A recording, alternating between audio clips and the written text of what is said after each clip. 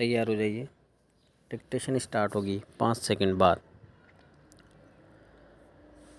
महोदय, विकसित देशों की भांति विकासशील देशों में फिलहाल यह समस्या नहीं है, लेकिन बदलती हुई परिस्थितियों में विशेषकर संभ्रांत परिवारों और कामकाजी माता पिता के बच्चों के बीच में मोटापे की समस्या तेज़ी से बढ़ रही है।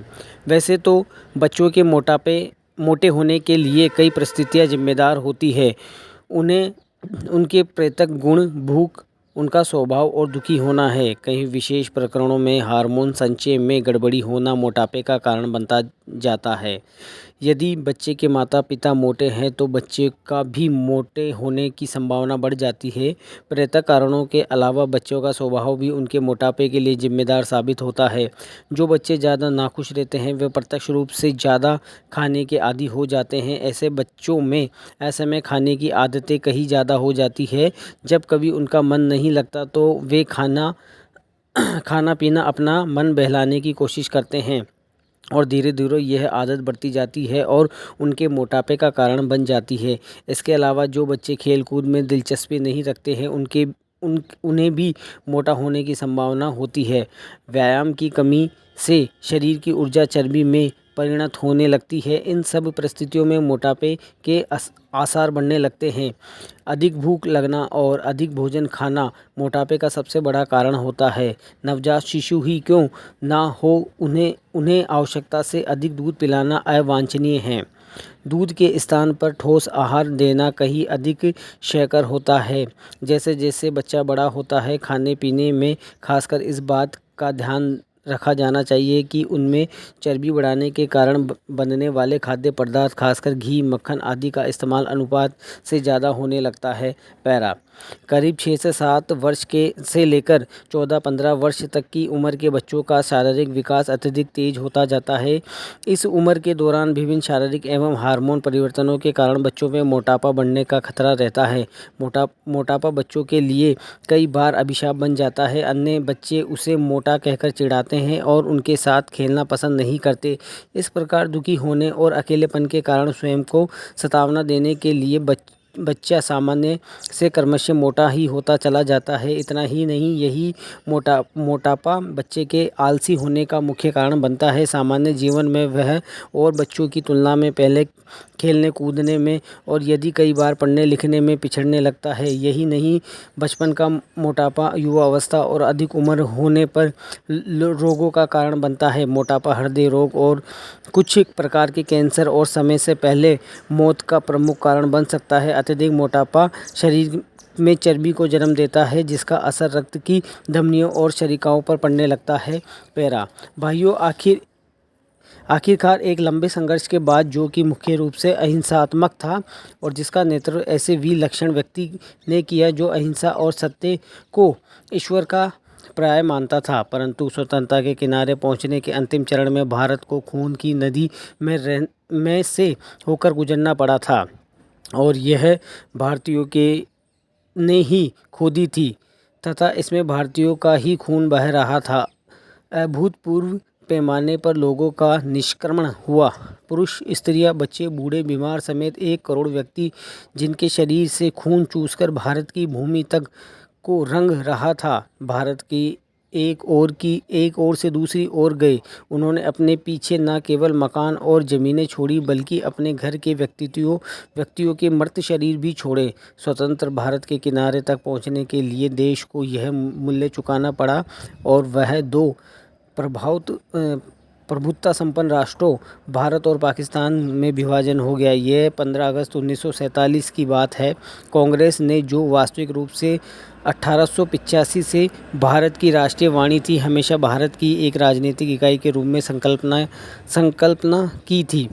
कांग्रेस को अंत में भारत का विभाजन स्वीकार करना पड़ा। वैसे तो ये स्वीकृति सहमति से दी गई थी, परंतु वास्तविक रूप से देखा जाए तो ये ब्रिटिश शासकों द्वारा पिछले कई दशकों से उत्पन्न की गई परिस्थितियों के दबाव के कारण था। फूट डालो और राज करो की राजनीति पहल अलीगढ़ मुस्लिम कॉलेज की स्थापना के साथ शुरू हुई थी। एक दूसरे के बाद आने वाले 3 ब्रिटिश प्रिंसिपलों के पृथकता का विचार मुस्लिम नेताओं और छात्रों के मन में बैठा था। पैरा सर सैयद अहमद की विभाजन मूलक विचारों को फैलाने के लिए उनके हर प्रकार से मदद की। हम ये नहीं कहेंगे कि इसमें हिंदुओं का कोई दोष नहीं था, जो मुसलमानों से सामाजिक स्तर पर अलगाव बनाए रखते थे और आर्थिक दृष्टि से उनका शोषण करते थे। अलीगढ़ कॉलेज के अधिकारियों को अपने उद्देश्य की पूर्ति के लिए उपजाऊ भूमि मिली। यह सब कुछ पिछली शताब्दी के अंतिम वर्ष में हुआ। इन्होंने सोच समझकर राष्ट्रीय मुसलमानों की अपेक्षा करने की नीति अपनाई। 1947 में कांग्रेस के पास विभाजन स्वीकार करने के सिवा कोई विकल्प नहीं था, विशेषकर गंभीर सांप्रदायिक झगड़ों के कारण जो कि गृह युद्ध का रूप धारण कर रहे थे। जिन्ना ने यह सुझाव भी दिया कि सांप्रदायिक आधार पर आबादी के अदला बदली की जाए। शायद वह बेहतर समाधान होता, क्योंकि इससे शायद वे क्रूर कृत्य न होते जो बहुत लंबे काल तक पड़ोस में रहने के साथ उनके पड़ोसियों ने किया। विभाजन को स्वीकार करते हुए कांग्रेस ने 15 जून 1947 को दिल्ली में एक प्रस्ताव पारित किया, जिसमें अंतिम बार भारत की मूलभूत एकता का आग्रह किया गया था। इसमें कहा गया था कि पिछली 2 पीढ़ियों के श्रम और बलिदान को ही नहीं, बल्कि भारत के स्वीकृत इतिहास की परंपरा भी इसी मूलभूत एकता की साक्ष्य है। पैरा भाइयों, भूगोल, पर्वत और समुद्र ने भारत के स्वरूप का निर्माण किया। कई मानव संस्था इसके आकार को लेकर बदल नहीं सकती और ना ही उसके अंतिम लक्ष्य में बाधक बन सकती है। आर्थिक परिस्थितियों और अंतर्राष्ट्रीय मामलों की लगातार मांगों के कारण भारत की एकता और भी आवश्यक हो गई है। भारत के जिस चित्र को हमने अपने दिलों में संजोया है, वह सदा हमारे दिलों और दिमाग में रहेगा। कांग्रेस समिति गंभीरता से ये विश्वास करती है कि जब वर्तमान भावनाओं की उत्तेजना समाप्त हो जाएगी तो भारत की समस्याओं को उचित परिप्रेक्ष्य में देखा जाएगा और भारत में 2 राष्ट्रों के अस्तित्व के झूठे सिद्धांत को समाप्त कर लिया जाएगा और सभी इनका त्याग करेंगे। सामान्यतः राष्ट्रीयता राजनीतिक, भाषाई अथवा भौगोलिक तत्वों पर आधारित होती है, परंतु इस्लाम का अलग अस्तित्व है जो अन्य धार्मिक वर्गों में मिश्रित नहीं होता है। 55 वर्ष की स्वतंत्रता, धर्मनिरपेक्षता, राष्ट्रीयता के बाद आज भी कई जिम्मेदार मुस्लिम नेता दावा करते हैं कि मुसलमान अलग राष्ट्र है। पैरा एक जिम्मेदार दल द्वारा इतने अधिक करुणाजनक और आत्म भ्रामक प्रस्ताव की कल्पना भी नहीं की जा सकती है, जितना ही कि कांग्रेस समिति ने 15 जून 1947 को पास किया था। सभी नेता थक चुके थे और बूढ़े हो रहे थे। आदर्शवाद की जिस ज्वाला ने उन्हें 26 वर्ष पूर्व प्रेरित किया था, उनका जोश ठंडा होने लगा था।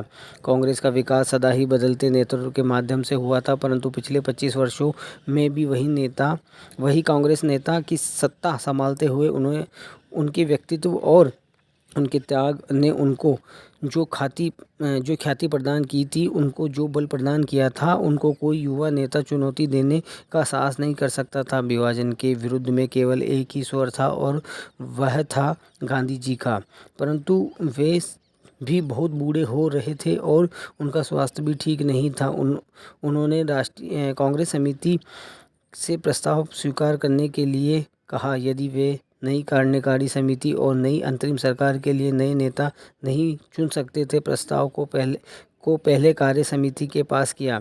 गांधी जी ने विशेष रूप से प्रार्थना की थी कि वे उपस्थित हो और सभा को संबोधित करें।